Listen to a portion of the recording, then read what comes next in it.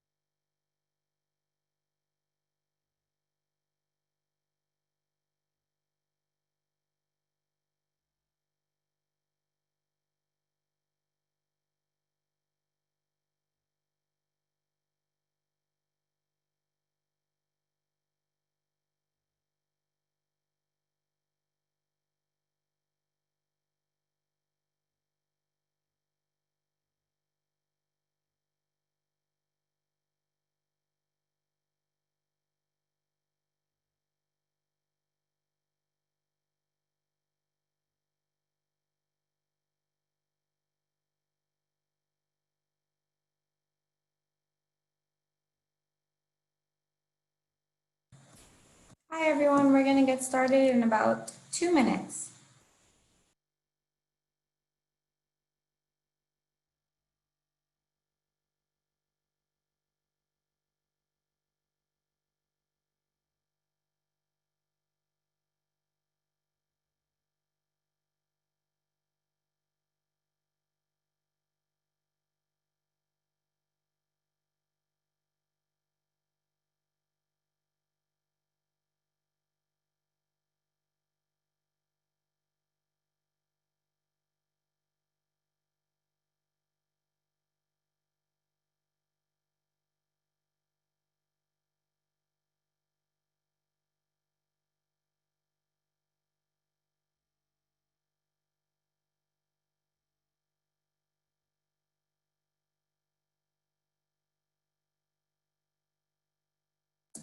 Okay, we'll get started. My name is Janelle Canals, and I'm from Advocates for Children. And thank you for attending our webinar today. A couple of things before we get started.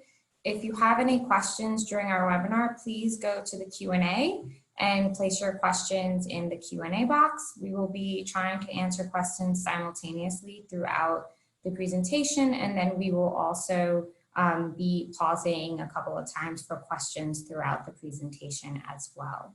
The chat is not working, so you have to use the Q&A box in order to answer questions, to ask questions. And we'll get started. So just briefly about Advocates for Children.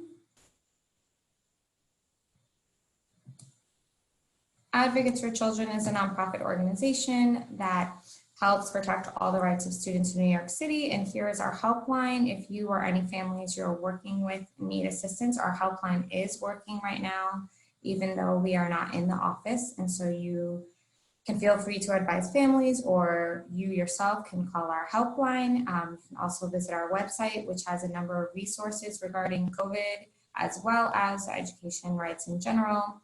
And we are also providing training schedule during this time and providing individual trainings for certain nonprofits as well.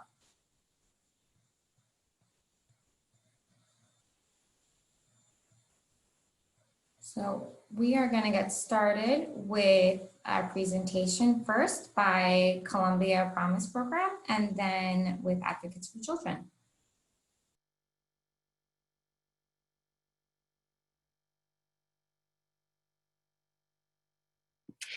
Hi, everyone. I just want to thank you again all for being here today.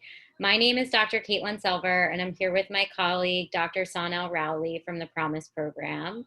And we're going to talk with you guys today about some strategies to improve engagement and behavior during remote learning.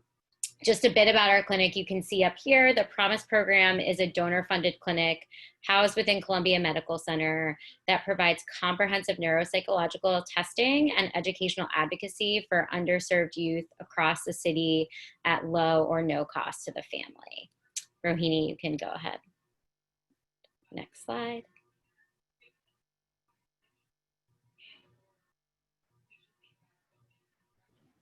I think Janelle is going to jump in just for one quick second to do, yeah. Just going to take a quick poll before we get started, just after we've introduced ourselves, to have you guys let us know who's here and participating during this webinar.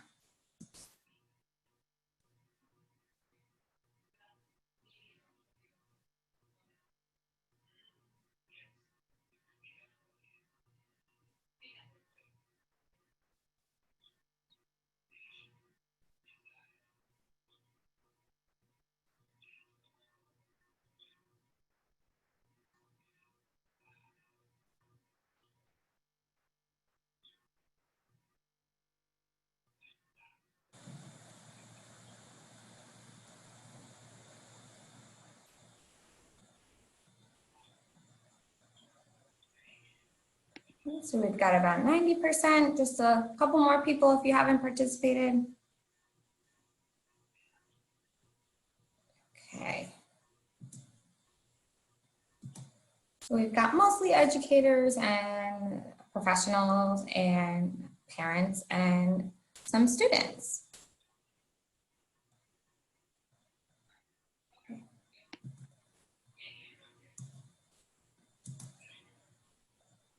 Just want to know where you are from really quickly.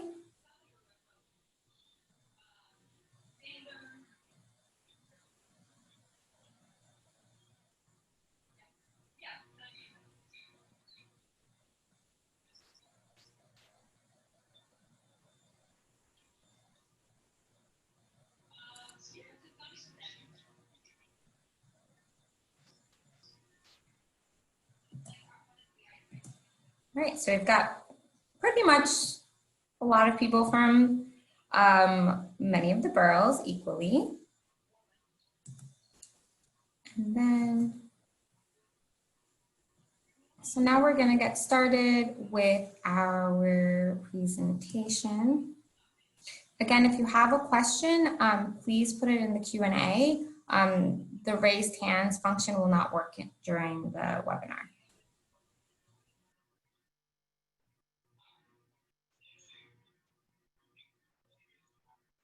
So this is just an overview of what we're going to cover today. As you can see, we have a lot of ground to cover and lots of things we want to talk to you guys about. So I'm not going to spend too much time on this slide, but here's just a brief overview of what we'll be talking about today. Next slide. Okay. So before we get into sort of specific strategies, I want to review some general principles of behavior management with you all, because it's important to keep in mind that these principles can be applied to children of all ages and really adults too. You would just make adjustments based on the developmental level of the child. So as we go through, Dr. Rowley and I are going to try and provide different examples of how these strategies can be applied with different populations, but please don't hesitate to put in the Q&A if there's a population that you're really curious about, and we can try and get to that. So the first thing is when we think about behavior management, the first question we always want to ask ourselves is, what is the function of this behavior? Or why is the child engaging in this behavior in the first place? I want to emphasize that children don't engage in behavior because they're lazy or oppositional. That's not why a child engages in any behavior. They engage in behavior because there is some external consequence or there's something in the environment they want to change. At home, one way you can look at function of behavior is using the ABC model or an ABC chart, which I'll get to on the next slide, and will also be provided to you in a handout. At school, you can use an ABC chart, but at school you also can, in conjunction, you can ask for a functional behavioral assessment, which is a more comprehensive functional analysis that's conducted by a trained professional, usually a BCBA, who's specifically trained to work with children in their classrooms and identify the functions of a myriad of problematic behavior in order to develop an appropriate behavior intervention plan. When we start to get into interventions, I just want to highlight that it is always, always, always most effective to use positive strategies. I'm going to spend my portion of the presentation talking a lot about antecedent strategies, or things that we can do to set the environment up for success for the child so that they're able to engage in appropriate behavior. When Dr. Rowley gets into consequences a little later, she's going to emphasize that it's much better to be thinking about rewarding and giving labeled praise and positive reinforcement for behaviors that we want to see, as opposed to trying to punish behaviors we don't want to see. You can go on to the next slide, Rohini. Okay, so this is an ABC chart. ABC stands for antecedents, behaviors, and consequences. And when we're trying to figure out a function of any behavior, we want to identify these three things. Antecedents are anything that happens just before the behavior. When we record antecedents, we really want to be as specific as possible. So you wouldn't want to write something in that column like gave a demand. You would want to provide the specific demand that you gave. So maybe it's gave a math worksheet. Similarly, when we're talking about the behavior, we also want to be really specific. It is essential to have a good operational definition of a target behavior in order to effectively address it. That's because we want to be able to identify what we call a positive opposite for the child. So an example would be if you just say, oh, this kid is being disruptive. There's no real positive opposite that's specific for that. So we might want to use terms like getting out of seat. That way, when we're trying to tell the child what they can do or what they should do, we would say, stay in your seat for X amount of time. Consequences are the last piece, and these are anything that happens immediately after the behavior. Consequences are the most important thing to think about when we're talking about function, right? Because the consequence tells us what the child is getting out of the behavior. So just to go through like a full example, if you give a child a writing prompt, that would be the antecedent. Then they put their head down on the desk. That's the behavior. And then you remove the writing prompt and the child doesn't have to do it. That's the consequence. We can, conjecture pretty reasonably that the reason the child was putting their head down on the desk is to avoid the task of writing. Like I said, I'm going to focus on antecedent strategies for this first part of the presentation, and we really want to focus on using positive behavioral strategies as opposed to negative ones in trying to improve behavior. Okay, Rohini, next slide. So this is a quick example of an ABC chart. You guys are going to get a handout and get these slides, so I won't spend a lot of time here, but this is essentially what an example might look like. You can go to the next slide. Okay. So one of the antecedent strategies that we found to be helpful at home is setting up the environment for success. This can be really challenging depending on your living situation. But we want you guys to try and do everything that you can to mimic the school setting and give your child sort of like an assigned workspace. There are a couple of things that go into this. One is obviously you want the space to be clean and clear of like clutter and anything like that. You can see that's a picture. I did that in my apartment on the floor. If you don't have a lot of space, there's no one bedroom, that's okay. You can clear off a space on the floor and use, you know, old boxes, game sort of tops of puzzles and games to create like a screen to filter out any distractions for the child. It's also really important to try to the best of your ability to disable all electronics that don't directly relate to remote learning.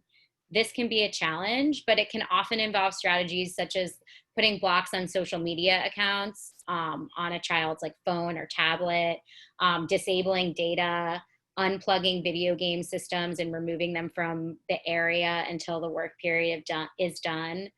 Some of those things might sound a little extreme. And, you know, it's always important to emphasize that the child can earn those things back once they've completed their work.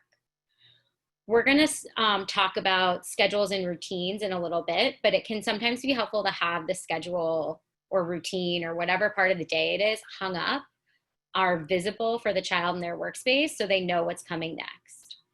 And lastly, like, I think it's always fun to involve the child in making the workspace, especially for younger kids. It can be like fun and exciting. They can decorate their desk at home, make a little pencil case that they might have. So really trying to get them as engaged in the process as possible.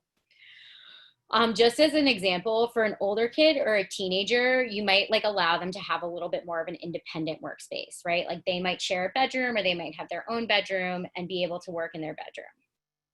This can be tricky with teenagers because of electronics, number one. So that I think you would want to, you know, make sure game consoles and all video game systems are removed, really honing in on the data plans on the cell phone or putting blocks on social media. If you can, in different games. And the other thing is, and this is like an extreme example, but I know in the pandemic, we've seen an uptick in symptoms of depression, especially with teenagers. And so that can lead to things like kids not wanting to get out of bed in the morning. And it's really important for kids to get out of bed in the morning. And if you know, I've advised parents and it's worked to like take the bedding off the bed. And let the child earn it back, or they can give it back to them at night, but like once they finish their work, just to make sure they get out of the bed. Okay, next slide. Learning contracts are another antecedent strategy that you can use. And this is sort of exactly what it sounds like. It's a document that you create with your child collaboratively that details what they need to do in order to be successful during remote learning. Depending on the age of the child, this should be revised daily or weekly. And it's, again, important to be as specific as possible when creating the learning contract about all the expectations you have for your child during remote learning. So these are some examples, as you see, like things you would want to include in the contract. It's equally as important to have the child, you know, get the child to have some say in what goes into the agreement. This like teaches them to have some sense of ownership over their learning. Again, I think it helps them engage them in the process a little bit more. And, you know, that type of say will look different depending on the child's age. You know, it could range from like allowing them to pick where they work for the day, allowing them to pick the order of things that they work in, picking what they earn for following the contract correctly, different things like that. Next slide. So this is just a sample. I like did this up myself really quickly. This is not as specific necessarily as you would want it to be. We are going to give you guys one in the handouts that has like a lot more information about how to do one well, but this might be appropriate for a younger school age kid, not a kid that's a non-reader. We're going to get into sort of strategies for individuals that have difficulty with language and reading. But this is sort of a simpler example of what one might look like. You can go to the next slide, Rahini. Okay. So I've mentioned schedules and routines. I think as human beings, we all know that schedules and routines can be helpful, right? The experts all say that for everyone, sticking to schedules and having a routine is really helpful, especially when you're home all day. Consistency and structure, especially for kids, can be really calming during times of stress. Especially kids with anxiety benefit from knowing like what is going to happen when. Schedules and routines can be as specific or as general as possible. They can mimic like a school day or a day at camp where you sort of alternate between activities in predictable intervals, and you alternate, let's say, between a period of like a preferred activity and a non-preferred activity.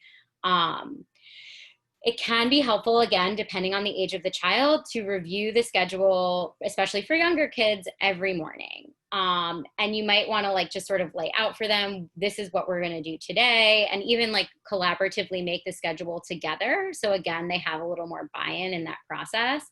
And with kids who we know have difficulty with transitions, or kids who are younger, it can even be helpful to do a role play of transitioning from one activity to the next. Just some other things that help with transitions, because I know that can be challenging. Providing a timer or some type of, sense so the child can see, okay, if I'm engaging in a non-preferred activity, I only have X amount of time left, can be helpful. In lieu of that, you can always just like give reminders. You have 10 more minutes, you have 5 more minutes, you have 1 more minute. This can just help a child like emotionally prepare for what's going to come next. And for really little kids, there are all of these wonderful, silly little songs that we have, right? Like the cleanup song was sort of like the original routine kind of song, and it makes it fun, even if the activity isn't necessarily something that the child is looking forward to.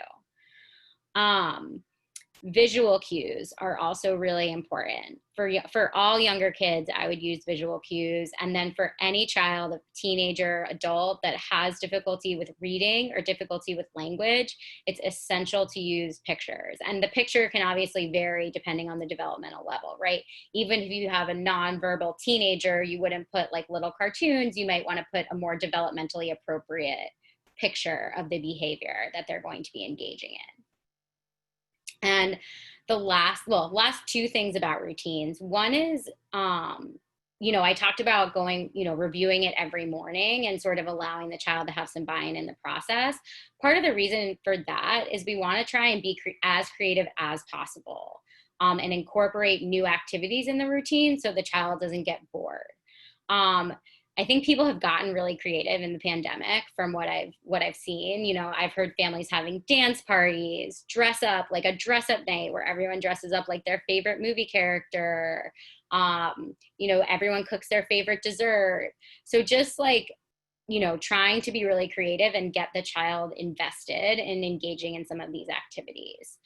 And we also, lastly, just want to make sure that every time a kid follows a routine or a schedule the way that we want them to follow it, we pile on the praise and we give them lots of rewards, because that will reinforce that, like, oh, I get things that I want when I do this well, and I get all this wonderful attention. Next slide.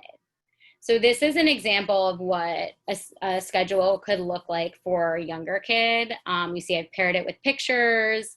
It can be helpful to even, like, if you guys have dry erase boards at home or anything where you can, like, stickers, and you can have things to rearrange the order when you go over it every day, just again, so you're not getting so bored by doing the same thing over and over again every day. You can go to the next slide.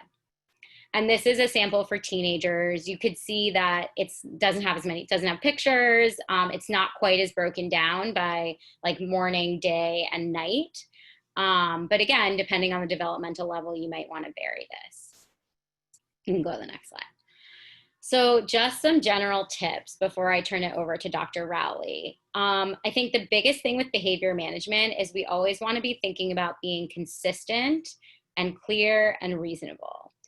So we really want you guys to be setting achievable goals for yourself and achievable goals for your child. Like, don't bite off more than you can chew. Only pick what you can implement consistently and, within reason. For most of us, frankly, and most of the families I worked with, that sometimes means only using 1 or 2 of these strategies. And that is totally okay. it is so much better to do one or two things really well and really consistently than trying to do like everything that we're going to show you in this presentation and doing it a little haphazardly. So I'd really encourage you guys to sort of be kind to yourselves in that way and just focus on one or two things you think you can do really well. I think the next 2 points I've covered a little bit, but just like allowing your child to engage in the process and being creative and flexible can really increase buy-in and can really increase engagement in the process. You can do, you can provide forced choices at times, which is like, do you want to do math first or reading first? Or you can provide more open-ended choices, like what do you want to earn for doing your homework today? Something like that. It just really does help the child stay more engaged in the plan. The other thing is you want to constantly be checking in about whether, activities that are available during free time or rewards and reinforcers, whether those things are actually reinforcing and enjoyable to the child. Like things that were fun and like, you had a good time with last week might not be the same things that are fun this week, and that's okay. We want to have the flexibility to change that up when we need to. The last 2 points I think for me are the most important. This is not a normal time. Like this is a crazy, crazy time. And so it is so important to just be kind to yourself. We all want to be the best parents and the best teachers all the time. And sometimes like that just means saying, you get extra screen time and I'm going to put you on the iPad so I can cook dinner, so I can get my work done, so I can do laundry. There's so much to do. And so I do think that sometimes being the best parent or the best teacher is letting go of some of these restrictions a little bit, and giving yourself license to relax those boundaries. It's even a good time to model for children, like this is a different time. And so we are adjusting our expectations a little bit, and that's okay. And when things go back to normal, we'll put the restrictions back in place. It models for them appropriate management of emotions, appropriate taking care of yourself. So I don't think that you should judge yourself for those things. And that gets into my last point, which is validation. That term is like tossed around like candy. I know for us in the mental health field, it's so important though. And the like definition of validation as I'm talking about it is acknowledging that your own reactions and another person's reactions or their thoughts or their feelings or their behaviors make sense in a given context. So it's not agreeing with the behavior or condoning the behavior. It's saying, I get it. When, as an example, if a child is being bullied relentlessly and they push the kid who's calling them names, that is not an okay behavior. We don't condone that behavior. And at the same time, it's really understandable why that child resorted to that. They probably felt angry. They probably felt sad. So it is really important to validate those feelings because it teaches the child that they can trust their own experience. It teaches appropriate labeling of emotions.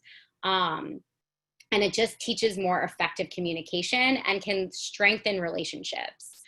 And I think another thing that's really important to remember too about validation is something can be valid from one perspective and not for another. I think a classic example of this is curfew for teenagers, right? Like every teenager wants to be able to stay out late. And if you have a 14-year-old that wants to stay out until midnight, that's probably not very safe and not very appropriate. And as the parent, you sort of like, well, no, your curfew's 9. It's much more reasonable. And it also makes sense that the kid wants their curfew to be later, right? They're, emerging into teenager years and adolescence. They want to be able to have fun with their friends. So you can still validate that and say, like, I get it. It makes total sense that you want to stay out later.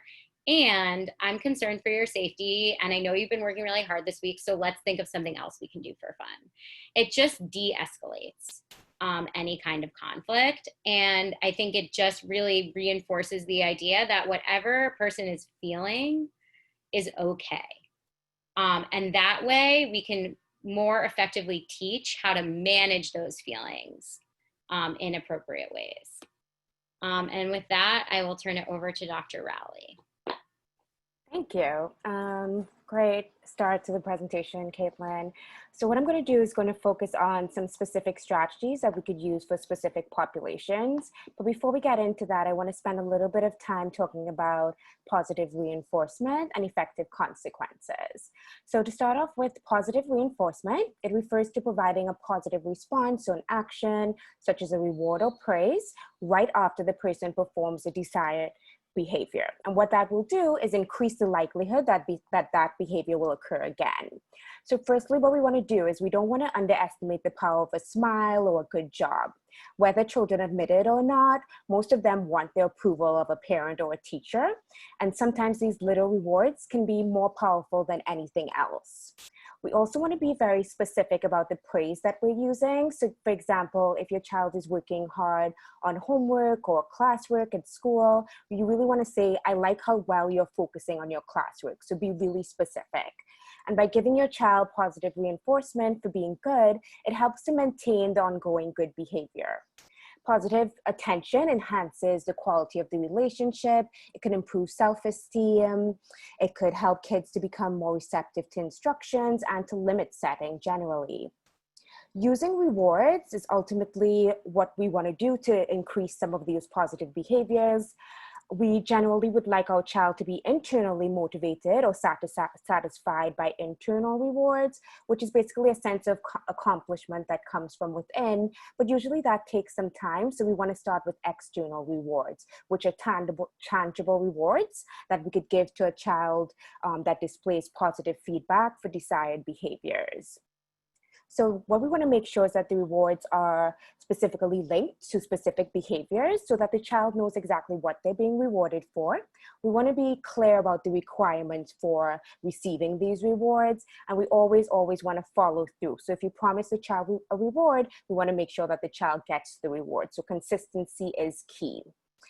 It's also very effective that the reward is something that the child is invested in or that the child finds valuable.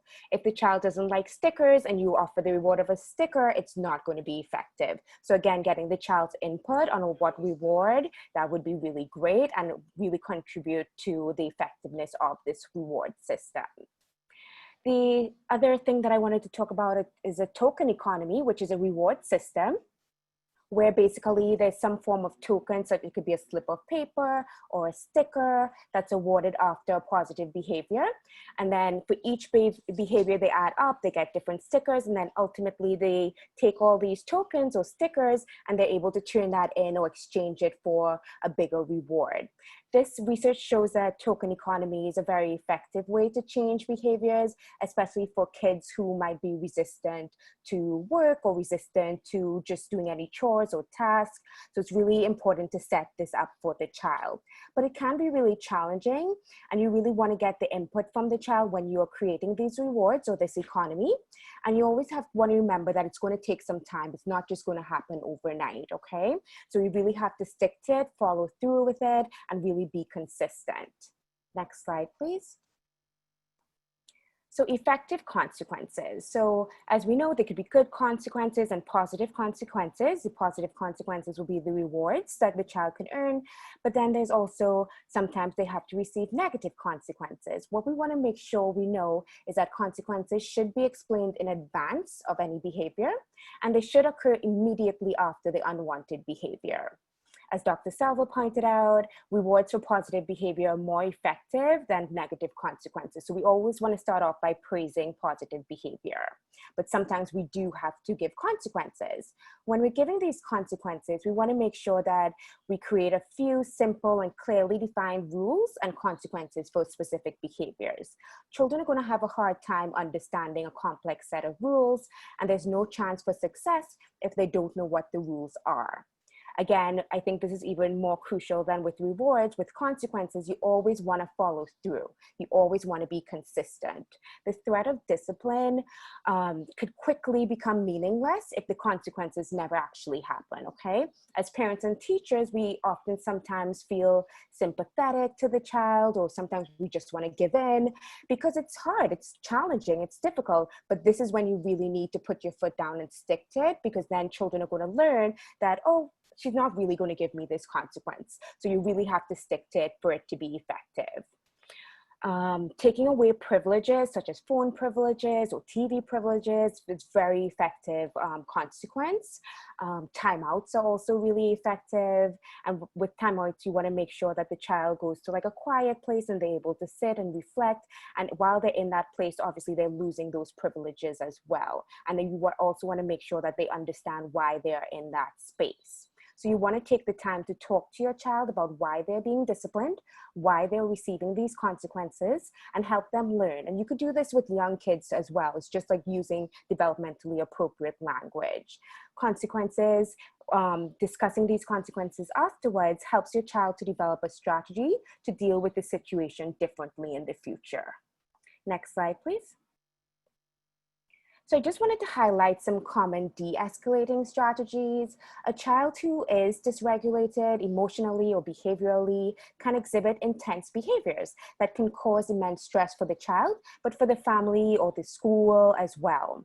So what we want to do is pay attention to how we're going to manage these behaviors because it can be very challenging and tiring.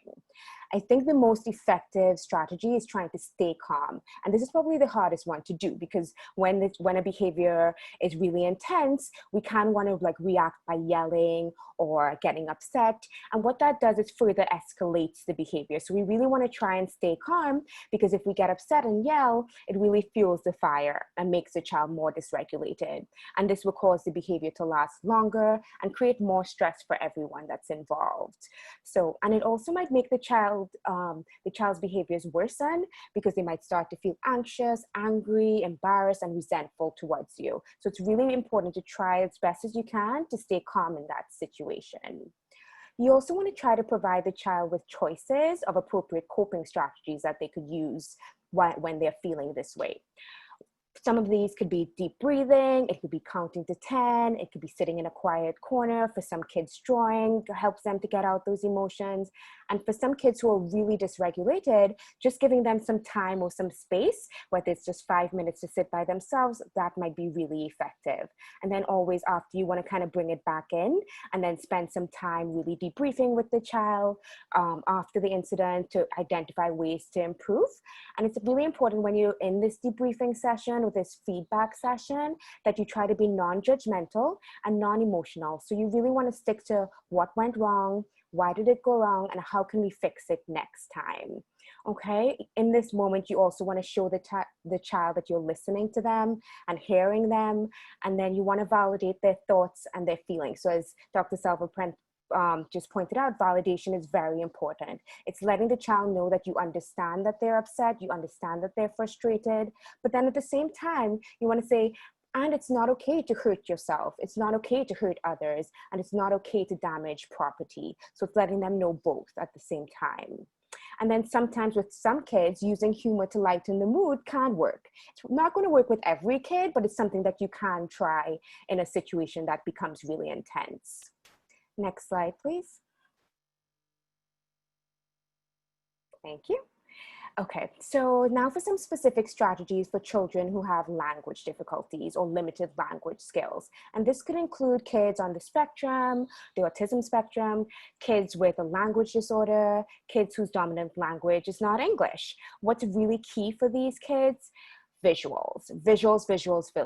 As much as you could do, as many visual supports, you want to try that out. As Dr. Salva spoke about, so I'm not going to get into details about the visual schedules, really effective for these kids. Using a visual timer or visual countdown system will help the child to know how much time they have to complete like an academic activity, or even how much time they have to engage in a play break. And this way they're able to see how much time they have left, and that they're able to expect, they know what to expect, right? Rather than things just being out of the blue and then they get frustrated and then they start to act out. If a child has difficulty understanding numbers or time, you could use a simple sand timer so that they know when the sand all goes down, that's when they stop playing or engaging in the activity. There are also free apps on your like Android or Apple phone that could show you these visual timers that you could use. What's also important to use a first then statements. This can help you to get your child to do something that they don't necessarily like doing or enjoy doing. And how it works is that first you're going to offer the child a non-preferred activity or a challenging task, such as completing a math assignment. That's what they have to do first. And then after they complete the assignment, then they get to do a fun or motivating activity, which could be playing on their tablet or even playing a game with you. So it's really highlighting that first you do the non-preferred activity, and then you're able to do the activity that you enjoy doing. The key is really to find an activity that they really enjoy doing so that they're motivated to do that first activity. When you're doing this for kids who have language difficulties, you really want to make sure that the statements that you're using are very short and easy to understand. Or sometimes you don't want to use any verbal information and just use visuals, such as in the picture where you see just first you read a book and then you're able to do any activity that's fun, like playing Play-Doh. They also have like a First Then app that you could download for free on your iPhone. It's also important to offer kids with language difficulty choices, usually in the form of visuals. So if you want them to choose between getting up in the morning, if they want to wear a red shirt or a green shirt, you're going to hold up both shirts and ask them to point to it. So again, it's providing them with those visual aids and limiting the language as much as you can. Next slide, please. So some specific strategies for children with attentional difficulties. Again, all of these strategies could be used with all different children of all ages. It's just modifying it to meet the developmental needs of the child. But these are just some that can be really helpful for kids who have attentional deficits. So kids with short attention span, they really need extra help following directions and instructions. Quite often, they don't hear the instructions in the first place. So we want to make sure that the instructions are being heard. And in order to do this, you really want to gain the child's full attention by establishing eye contact before you give the request, maybe placing a hand on their shoulder, just to make sure they're really attending before you request something. You want to also stay away from broad requests such as clean your room. You want to be more specific by maybe providing a checklist. It could be visual, a checklist, or even go one step at a time. Like first you make up your bed, then you put all your clothes in the dirty basket, then you pack away your toys. So really making sure that they're short, simple, clear. You also want to use praise. We really want to keep in mind that children with attentional deficits often receive criticism, correction, and complaints for their behavior. They really hear this on an ongoing basis. So we really want to praise positive behaviors. It's particularly important for this population. So you really want to be on the lookout for any positive behavior that you see and really try to praise it and reinforce that behavior. So you could do this by implementing a reward system that we just spoke about, using consequences effectively. And as we mentioned before, rewards are more effective than punishments or consequences to motivate a child to change their behavior. For children with attentional deficits or children who have a diagnosis of ADHD, establishing structure is key. That means that these children usually do their best when they know what to expect. So you really want to establish a simple routine for homework, a routine for meals, even a routine for playing, and you keep it really simple and short. You could use those visual aids, and you could use rewards to start off establishing that routine in the beginning. Next slide, please. So some specific strategies for children with low frustration tolerance, or children who get easily frustrated by tasks that they think are challenging or tasks that they just really don't want to do. We want to make sure, like when they're doing a difficult task, that we try to break it down for them.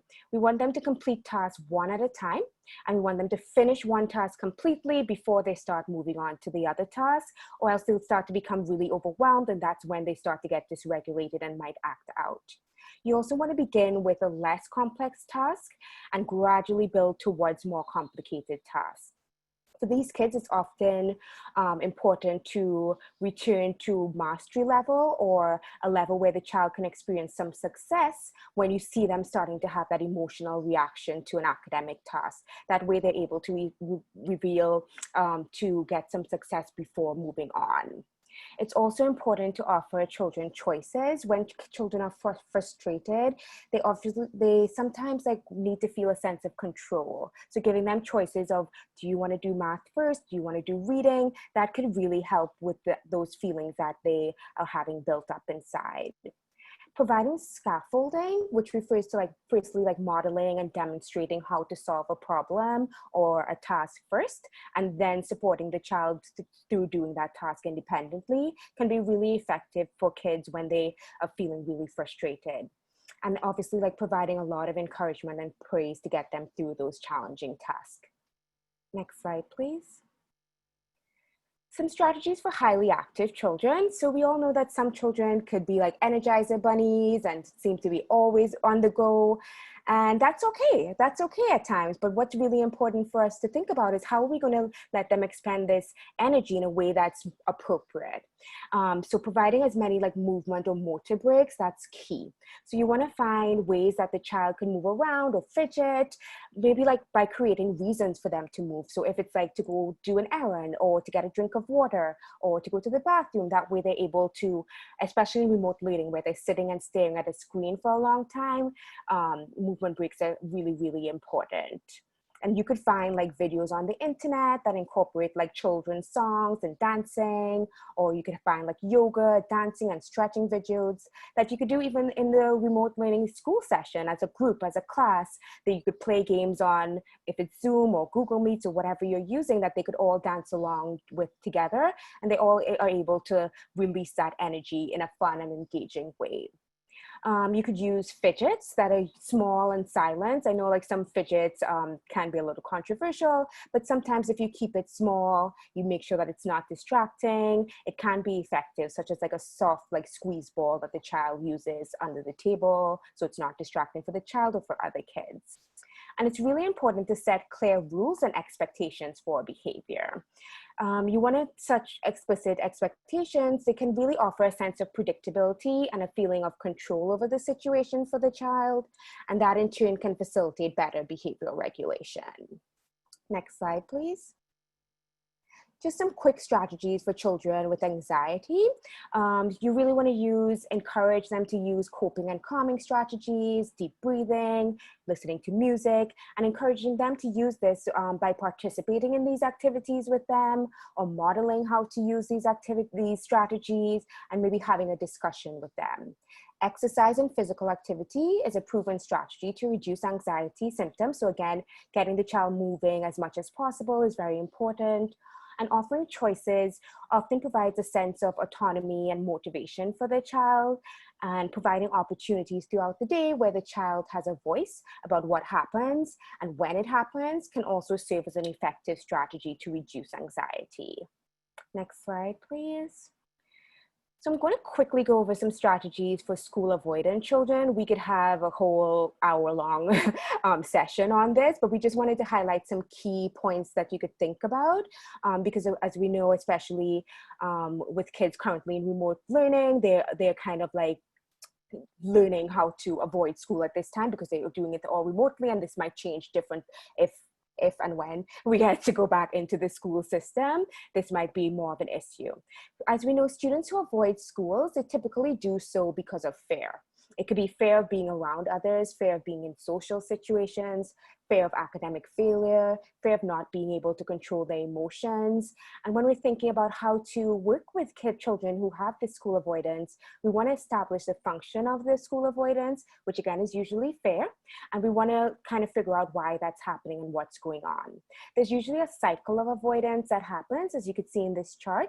The child starts to think a certain way, and then they go through about what they start to do and then what they feel. So we see that chart right there. So what are some strategies that we could do to help the child? Validation. As Dr. Selva clearly outlined in her first part of the talk, validation is key, especially for these kids. We really want to say that it's okay, it's saying I get it, and really letting them be heard.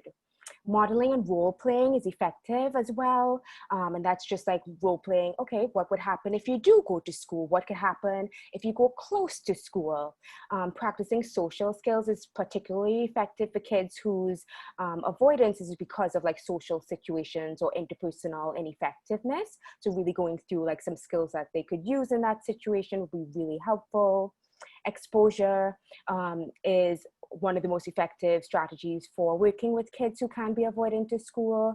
And it really means like starting off with like, okay, let's start small, like, okay, let's just do remote learning, and then working your way up. So let's just walk to the school gate, let's go inside the schoolyard, let's touch the door without going in. So it's gradually exposing the child to eventually getting into the school system. And then the use of contingencies, again, that refers to like, if you do this, then you can get this. So rewarding the child for doing certain behaviors. Next slide, please. So I'm not going to go through all these examples, but it's just like some sample strategies. On the left, we have like an exposure task, again, starting off really simple and then working your way up to actually getting into the school setting. On the right, we have a simple like coping card that you could use with young children. And then below, we have a behavior contract where there's like an expectation. So it's like just leaving your bedroom or completing homework. What do you get for doing that? The reward might be 30 minutes on a tablet. What is the consequence? That you don't get any screen time. So again, keeping it simple, making it really effective. Next slide, please. So this slide is a little bit different from the other slides where we were focusing on specific strategies, but we just wanted to highlight some key strategies that can be used to engage students in remote lessons. So as we've highlighted throughout the presentation, visuals are very important, especially for kids who have like a learning disability and language disorder, attentional deficits. You want to use as many pictures, diagrams, and illustrations as you can. You also want to set clear goals and expectations for each student, and you want to include the student in the process. As we know, students are not going to be engaged in something that they don't feel invested in. They're more likely to engage in an activity if they feel that they've had some input in like the goal or what is expected of them. You want to provide as many breaks between the lessons. Generally, older kids can only focus for 30 to 45 minutes, and that's a long time. So you want to put breaks in between that time as well as at the end of that time. For younger kids, it's even shorter, 5 to 10 minutes, especially if the kid is in pre-K or kindergarten. So you really want to make sure that you're breaking up your lessons, and in between those breaks, let it not just be cognitive breaks where they're resting, but movement breaks as well. You want to encourage collaboration as much as you can, and this can still be done remotely. You could do like group projects by using Google Docs or Google Slides, especially for older kids, where they're able to share the same document and work on it at the same time. We want to provide praise for progress, even if it's very small, just like maybe for a child who is just coming to class, right? They just show up for the remote learning session. You want to praise them for that. If they just participate for a little while, then we just come out for that. Okay, just praising them for those specific behaviors, even if it's very small. And then I think the last point, as Dr. Selva said as well, we really want to highlight that you really want to give yourself a break. This is hard for you, the teacher, the professional, the student, the parent. This is all new for all of us. We're all in this together, and it's not going to be perfect at first. A lot of these strategies might be hard to implement at first, but it just keeps like a kind of trial and error issue, and like knowing that it's going to take some time, but it's going to be okay. Next slide, please.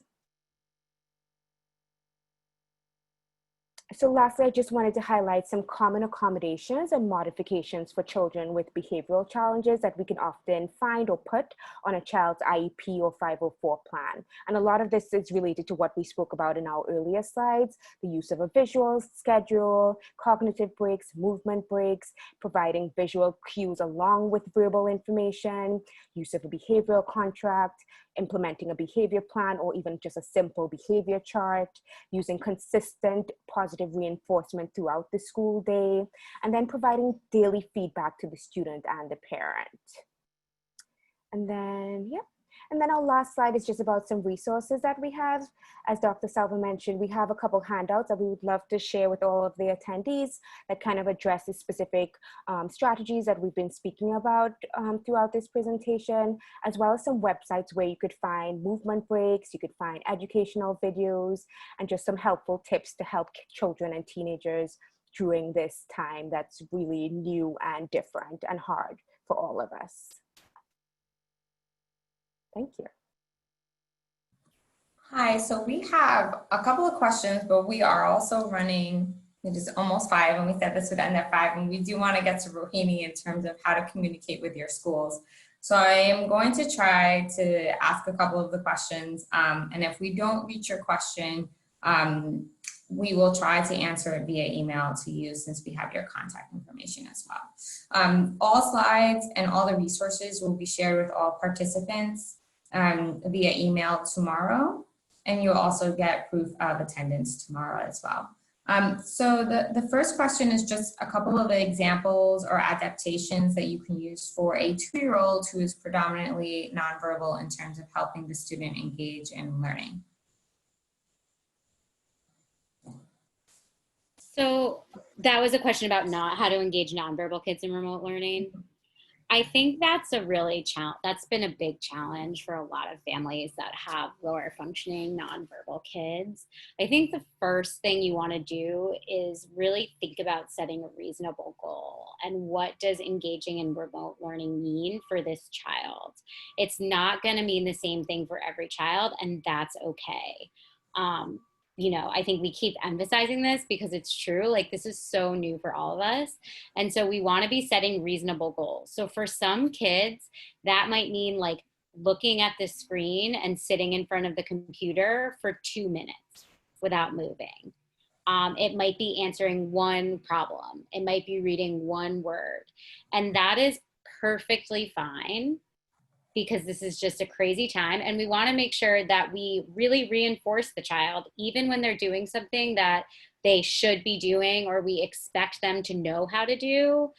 This is a different time. So we want to really be building in, shaping behavior.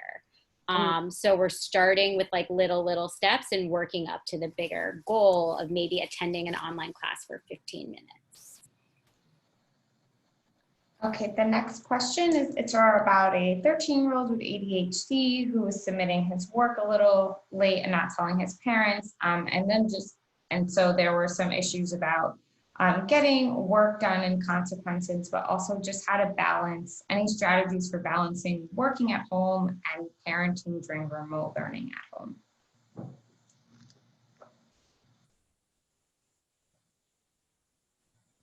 I'm sorry, I couldn't hear that, sorry.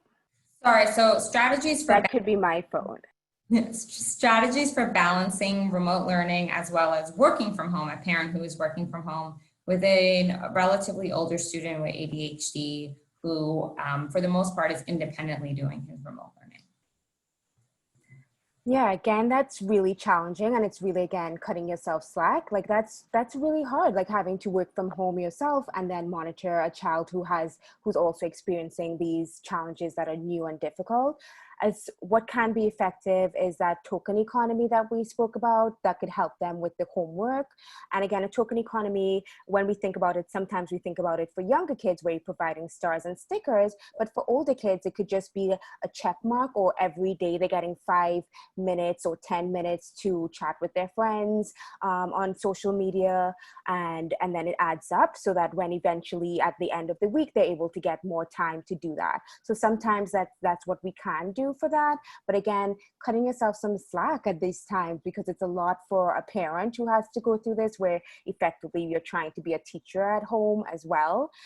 So I think that could be like one strategy that they can use. Another question, what are alternatives to visuals when visuals aren't available? Like in terms of you can't print out pictures? So you can include, oh, go ahead, Dr. Oh, go ahead. I was just going to say, I think, you know, you can include like sounds. I know that sounds silly, but there could be like the sound of a pencil on a paper. Like you could write that, or you can even just like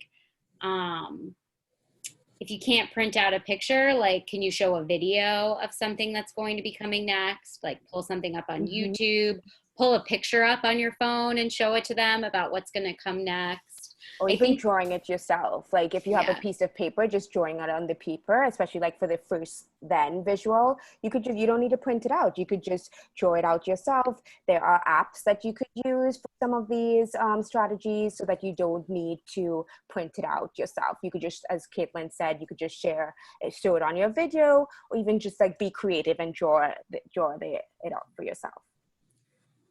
One question that came up a couple of times by a couple of participants is, how do you engage a student who is like hiding from the camera or avoiding the camera during remote learning? So was an active participant in school when school buildings were open, but now is avoiding remote learning, particularly engaging with the camera. So just to start, and Caitlin could add, so I think like part of it is understanding that this is new and this might be awkward or odd for the child. So in the beginning, letting the child have some time with that. But again, going back to that exposure chart that we're talking about, that school avoidance slide that we spoke about. So slowly like praising the child for like sitting a little bit closer, even though they're still not on the screen, or maybe just raising their hand and praising them for that, and slowly building your way up to getting the child to be on the screen. But at the same time, we also want to like be accommodating to how this might be making the child feel, and if it's not really affecting their like schoolwork or other engagement, maybe making a slight accommodation that they don't have to be on screen all the time. But I think generally this small like exposure strategies, like slowly building their way up to being on the screen, could be really effective. And it's really important to praise the behavior immediately after it happens. I don't know, Caitlin, if you had anything to add. No, that was what I was going to say. I'm so sorry, there are a couple more questions, but we are at 5 and we do have a couple of more things to do. So I'm just going to ask one more question and then we're going to move on to Rohini. For participants who we didn't get to your question, please respond tomorrow to Isabella's email with any questions that you have, and we will try to answer them that way. The last question we're going to have for you guys is, for a student who has Down syndrome, who is extremely self-directive, how can the parent support them at home?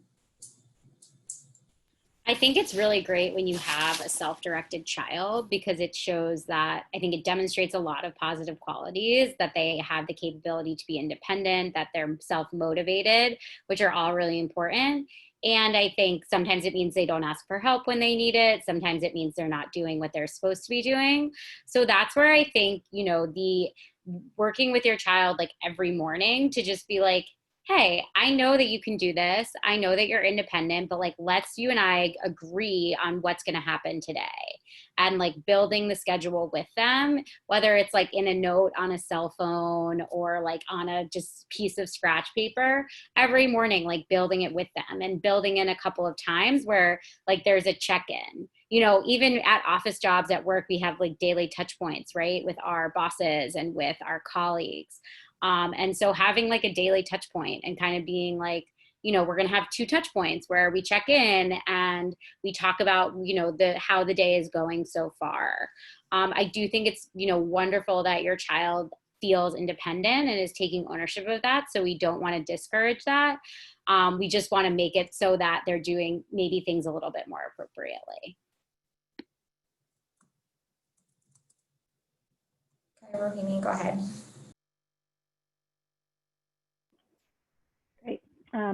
Okay, so I know that it is at 5 and some folks might have to log off. Just a reminder that this will be recorded, will be available on our YouTube, so you can come back and watch this section later if you do have to log off now. But thank you, Dr. Silver and Dr. Rowley, for that presentation on specific behavioral management strategies. Right now, we're going to pivot a little bit and talk about how you can advocate for these strategies for your child or for a student that you're working with. So my name is Rohini Singh. I'm a staff attorney at Advocates for Children. And today we're going to be covering advocating for universal behavior supports, advocating for special education behavior supports, and then just general advocacy tips when you're trying to work with the DOE in this remote learning environment. So let's turn first to discuss the ways to advocate for students that do not have an individualized education program or an IEP. And that's the plan that's developed to meet the needs of students who have been identified as having a disability. So a lot of the strategies that were covered in the first part of the presentation can apply more universally to students and can even be provided to students that do not have IEPs. And so in general, the principles of behavior management that Dr. Selver went over, including the ABCs, antecedents, behaviors, and consequences, these apply to all people. And so strategies to address these will apply to all students depending on their individual needs. For social, emotional, and behavior supports, generally parents can ask the principal, their child's teacher, or the school-based support team for assistance in coming up with strategies specific to that individual student. And this could be asking for assistance in creating that visual schedule that Dr. Selver went over, helping to brainstorm steps in a learning contract, and creating systems where school staff and parents are in communication to make sure work is being checked and submitted. This could also, you can discuss any modifications to a school's remote learning structure that might be necessary to keep your student engaged. It could be, asking for help coming up with a reward system for your student in collaboration with the school. And also importantly, discussing a plan for de-escalation, including coping strategies for the student. The key here is that the school should really partner with you, with a parent, in providing support. And so if the school is having trouble identifying someone to help, you can suggest that a counselor or a social worker be assigned to assist you. You can also potentially request support from a school response clinician. This is a group of licensed clinical social workers that are part of Central DOE, and they're trained to respond to students in crisis. And they should be able to speak with you about your particular student's needs and come up with strategies to address them. And you can access these school response clinicians by speaking to the school administration and asking them to submit a request for assistance from one. You can also request, and the DOE is currently very flexible in this remote learning environment with providing response to intervention or academic intervention services. So these are pre-referral special education interventions and include at-risk counseling, which could be beneficial if your student is struggling with managing the remote learning environment. Just a note that counseling during remote learning will take place by video or by phone, and it could be individual or group counseling, and the DOE will refer to it as teletherapy. Also keep in mind that for teenagers to feel comfortable enough to open up, particularly remotely, they often need to have privacy in their own home to speak freely without others overhearing them, which I know can be a challenge. If you're not having success advocating for supports on the school level, or the school staff is having difficulty supporting your student, maybe they just need fresh ideas or new strategies, then we recommend that you reach out to the borough offices. In every borough, there is a central office that has support staff for each individual school. Specifically, these borough offices have behavior support specialists. There's also the director of student services. And their contact info, we have a link that lists all of the different borough offices and all of the contacts with emails that you can reach out to, and that's linked to on a later slide. But these people should be able to provide the school with more support and strategies when they're working with your student. And so again, if you're having trouble engaging that individual school, or if, whatever strategies the school is using are not effective or not working, we recommend going to the borough offices and seeing if they can provide further assistance. It's also really important to keep in mind that the DOE is still accepting referrals for special education. And so if your students' needs are such that they require more support and you think they might have a disability, then you should consider submitting a referral for special education by emailing the principal, calling 311, or emailing specialeducation@schools.nyc.gov. And again, that link that I have on a later slide will also give you contact information for all school principals. School principals' email addresses should also be available on a school's individual website. For special education referrals that involve behavior, as Dr. Selver mentioned in the beginning, you can specifically request a functional behavior assessment, which is an evaluation that will look at the ABCs that Dr. Selver went over in order to create a behavior intervention plan. And that will formalize a list of strategies that the school will use to address your student's behavior. Other types of evaluations that you could potentially request are an occupational therapy evaluation, or even potentially a psychiatric evaluation to determine what your student's needs are. So now we're going to turn to special education behavior supports. So for students that have IEPs, or for students that are being referred for special education, it is important to remember that even in this remote time, the IDEA still applies. Once consent for an evaluation is signed, the evaluation must take place within 60 calendar days. And so what we'd like to tell parents at this time is to just remember to not agree to waive any timelines, especially at the end of the school year. We often hear from parents that they're told to wait until the beginning of the school year to ask for an evaluation or to withdraw a request for an evaluation. And we certainly would advise you not to do that, given that the Department of Education still has to abide by that 60-day timeline, 60 calendar day timeline, excuse me. And there's also no reason, especially for evaluations for behavior supports, that some of these evaluations can't happen over the summer. And you want to start the timeline as soon as possible. For behavior supports, a lot of these evaluations are actually conducted by parent or teacher rating scales. And so they can actually be done remotely. We know of a lot of psychiatric evaluations that are being done remotely. A lot of the evaluations that involve behavior supports can still be done even in this environment. And so you want to make sure that you're continuing with that process and making those requests for evaluations. Also, it's really important to remember that IEP meetings are still happening and changes can still be made to IEPs. So you still have the right to request IEP meetings. You can use information, like whatever information is available if they can't do a new evaluation. You can bring in outside providers, and you can also discuss your own behavioral observations when you're in the IEP meeting and ask for behavior supports that your student needs. Just in general, all IEP services should be continuing. Providers should reach out to families to schedule sessions, and this includes paraprofessional support. So if your student has a para in school for behavior management, then they should be working with you collaboratively in this remote learning setting to provide support for your student and for the parent as well, to make sure that everyone's on the same page about behavior management strategies. Remote learning plans.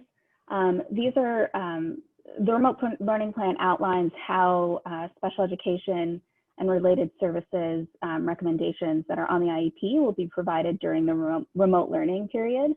And so you should have a copy of this for your student, and it should list specific supports for the remote learning environment. If you don't know if your child has a remote learning plan, we recommend contacting the teacher or the related service provider. And if they're not responding to you, then to email special education at schools.nyc.gov. So let's go into more specifics about what you can ask for in an IEP or a remote learning plan. So for IEPs, here are some specific things that you can ask for from the school in order to better support your students' needs.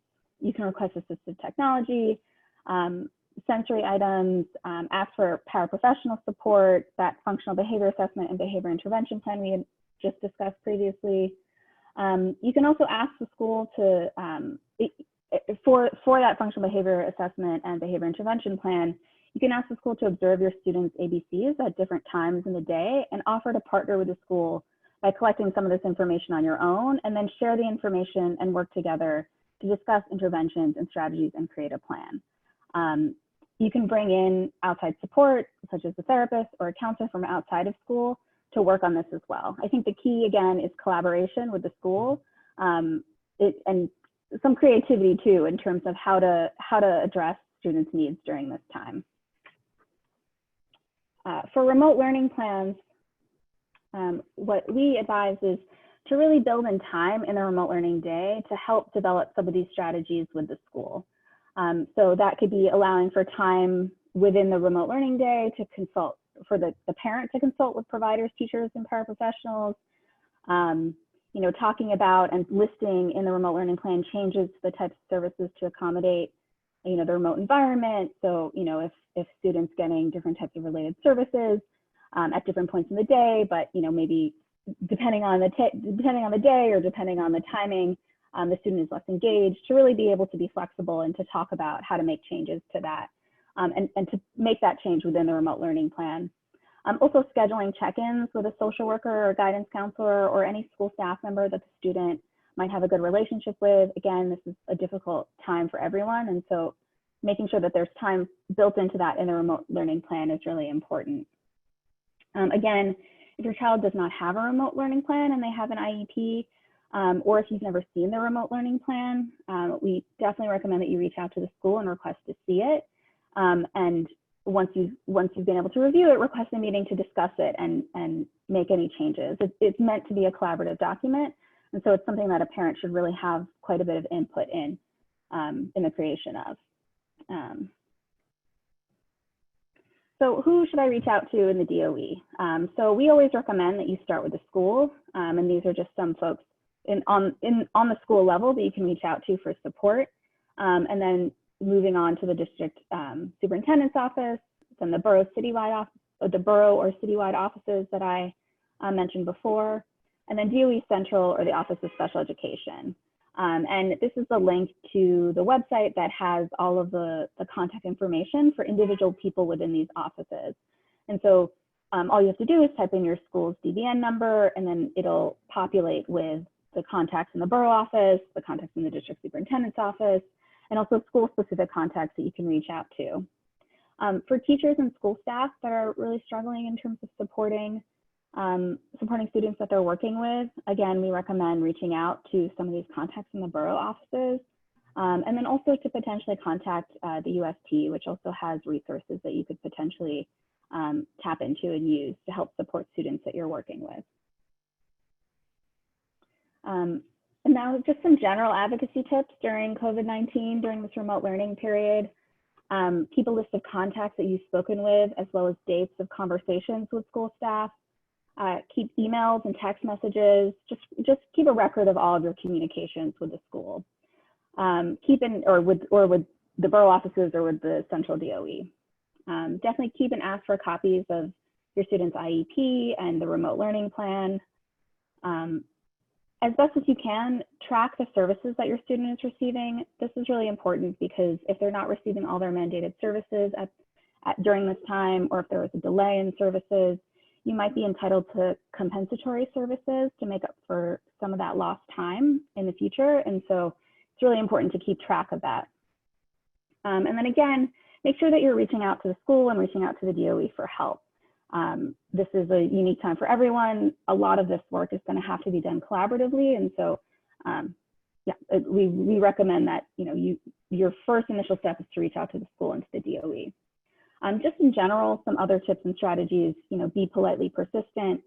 And then again, if the school is struggling to figure out how to help, suggest that they reach out to people within the DOE that are there that are meant to support them.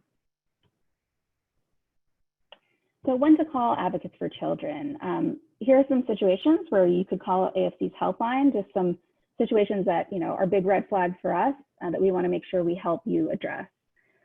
So if the school will not recommend any new behavior supports until schools reopen, or they won't conduct any evaluations until schools reopen. So basically they're just saying, there's nothing we could do to help you at this time. That is a pretty big red flag, and that's something that you can reach out to us and we can help you navigate that situation. If the school says that they can't consider any changes to an IEP, including any equipment or services until schools reopen or evaluations are conducted, that's also a red flag.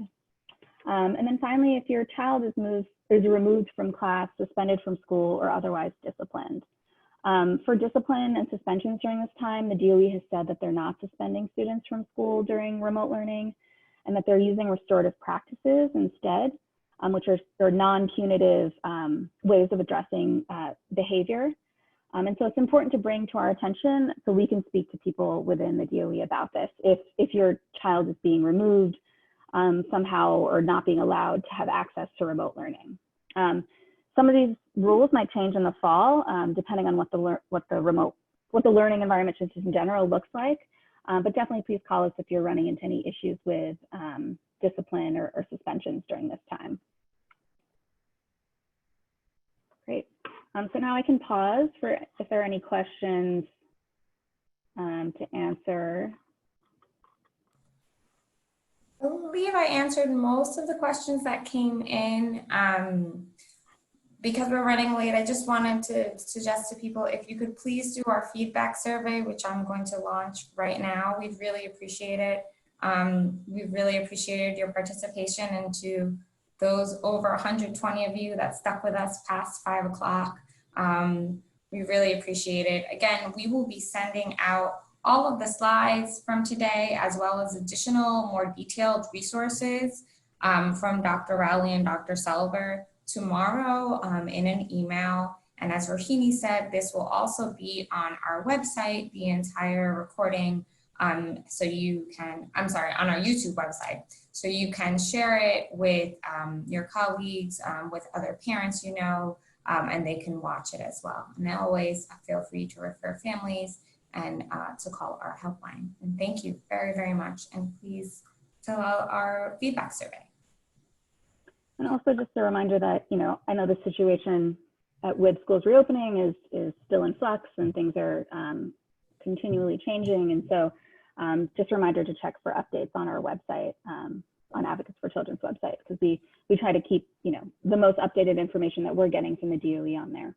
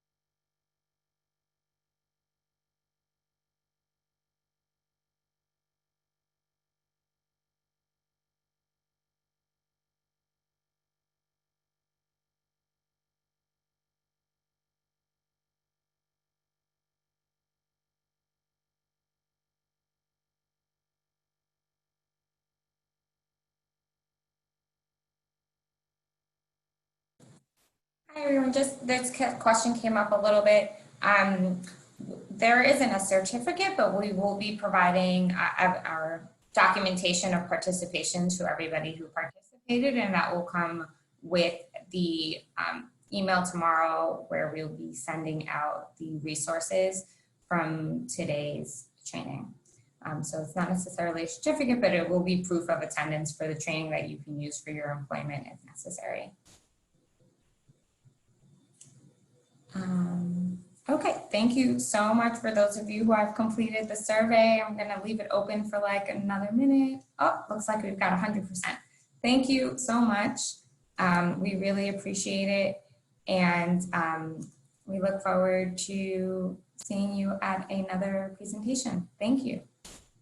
And thank you to Dr. Selver and Dr. Rowley for your expertise.